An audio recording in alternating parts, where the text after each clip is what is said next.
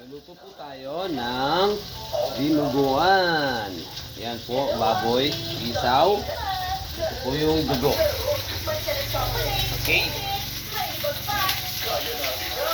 Yan, unahin, inuno ko lang po yung taba. Yan.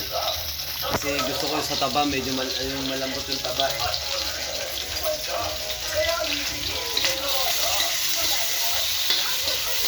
Ito po muna ang unahin ko yung palambutin. Masarap kasi malambot yung taba. Para pag kinain mo, malambot. Yan, maghiwa po tayo ng bawang, sibuyas at luya. Yan, nilagay na po natin yung isaw. Kasi masarap yung medyo parang na-fried siya. Saka natin siya tatanggalin, tapos saka natin isigigisa ang sibuyas, bawang at luya. Okay. Medyo kakaiba po, no? Ito po talaga ang magluto eh. Natin ng lagyan na rin po natin ng paminta.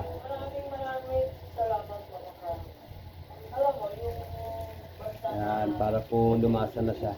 Ayan, tinanggal na po natin yung isaw sa baboy, sa kawali. Ayan, kasi dyan na tayo magigisa ng bawang, sibuyas at saka luya. Ayan po, gigisa na po natin siya ha. Ayan, gigisa po natin yung bawang, sibuyas at luya. Pag nagisa na po natin yan, ibabalik na po natin dyan yung mga karne. May order po kasi ng longganisa, kaya nagluluto ako ng longganisa, skinless longganisa. Yan, binalik na po natin yung karne natin kasi nagisa na po natin yung sibuyas, bawang sa luya. Ngayon lang po, lagyan natin siya ng konting suka. Yan, suka po yan. Lagyan natin po yung suka.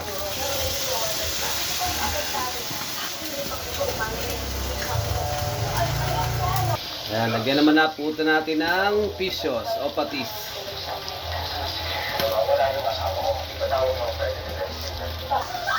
Tapos, lagyan po natin ng 1 cup water. Tapos, lagyan na rin po natin ng 2 sili. Para lumasa na po yung sili dyan. Lagyan na po natin ng pork blood. Lagyan na po natin yung dugo.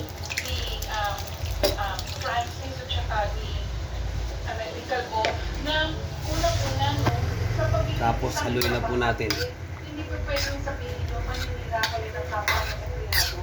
Dahil kasi nakakalungkot isipin dito, akala ko ang marites lang puro mga babae. Pero dito, mas maganda pa pala maging marites ang mga kalalakihan. So sana maintindihan natin, magkaayos-ayos kayo dahil kasi ang pangit para isipin, napakarami palang marites na lalaki. Yun lang siya. Maraming salamat! Yan, pakuluin lang po natin yun, tapos mamaya okay na po siya. Lalagyan po sana natin ng laurel, kaso mahal ng laurel dito. Wala silang tingi-tingi na 2 piraso lang. Ano po ang ating dinuguan?